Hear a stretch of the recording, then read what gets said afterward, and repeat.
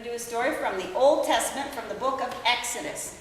The story is about a fellow called Moses, who had a very long and exciting life. He was born in Egypt in a royal family, and he was saved from certain death by his mother and his sister. And after a while, he kind of got into some trouble and he left Egypt. And then he got into even more excitement when he saw God spoke to him through a burning bush. And Lori's going to read us the story about Moses and the burning bush. So there's a picture of maybe what the burning bush looked like. Because we weren't really there, so we don't know, but, you know, this is what we can imagine.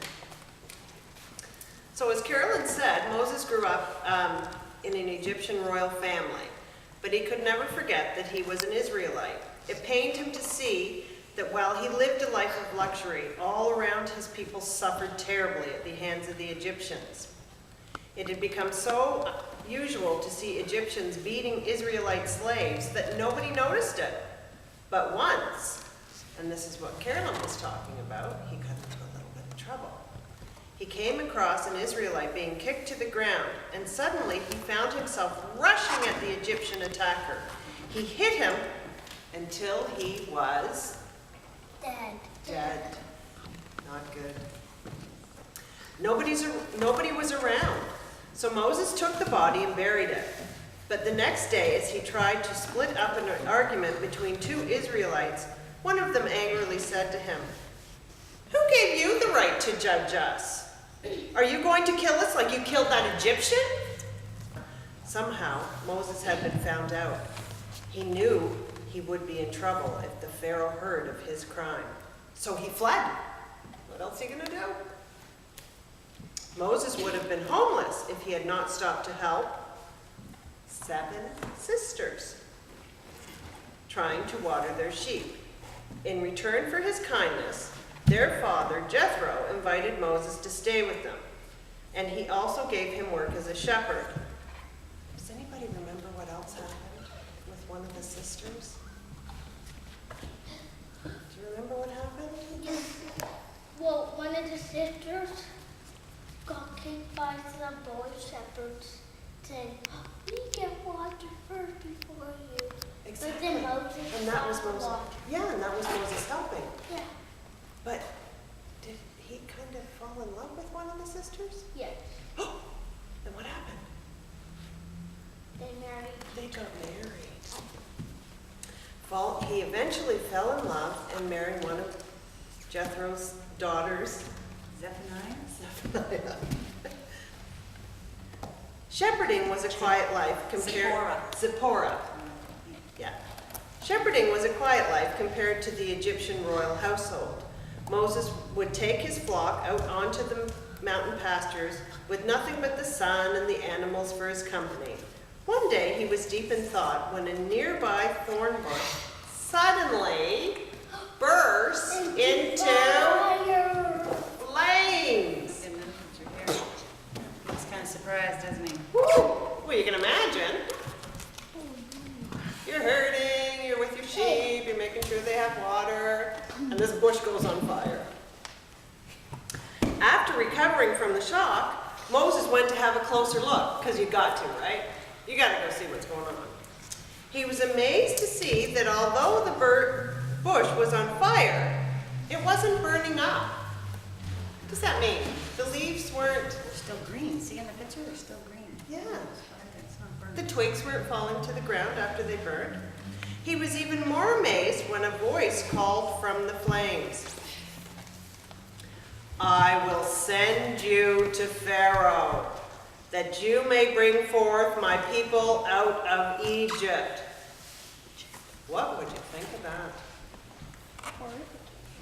Pardon?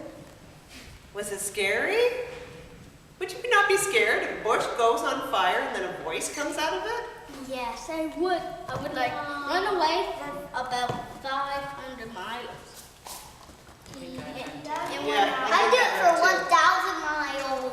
1,000 miles, but Moses didn't run. 1 minute. Moses was terrified. "You are standing on holy ground," came the voice, "and I am the God of Abraham, Isaac, and Jacob. I have seen how my people suffer in Egypt, and I have heard their cries for help. I want you to go to Pharaoh and rescue them. Take them to the land I promised I would be given to Abraham's descendants. Who am I to be able to do all that? I will be with you, replied God. But the people will ask me, who are you? What shall I say? I am who I am, thundered the voice. Tell them that the God of their fathers has sent you. What if they don't believe me? Throw your shepherd's crook to the ground, the voice commanded. Moses did as he was told and watched as the crook became a what? Do you remember? Snake. A snake. Python.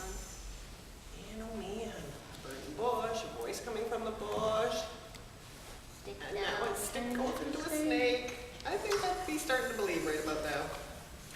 Take hold of the snake's tail, the voice ordered. Moses forced himself to reach out his hand, and the snake became A stick. a stick again. Now put your hand inside your shirt. Once again, Moses did as he was told. When he pulled his hand out, he was horrified to see that his skin was covered with sores.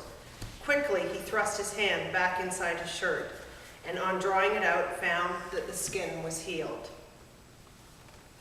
While Moses was still marveling at all the miracles, the voice spoke again. If the people don't believe these signs, take some water from the river Nile and sprinkle it on the ground. The drops will turn into blood. Yet Moses still had one worry.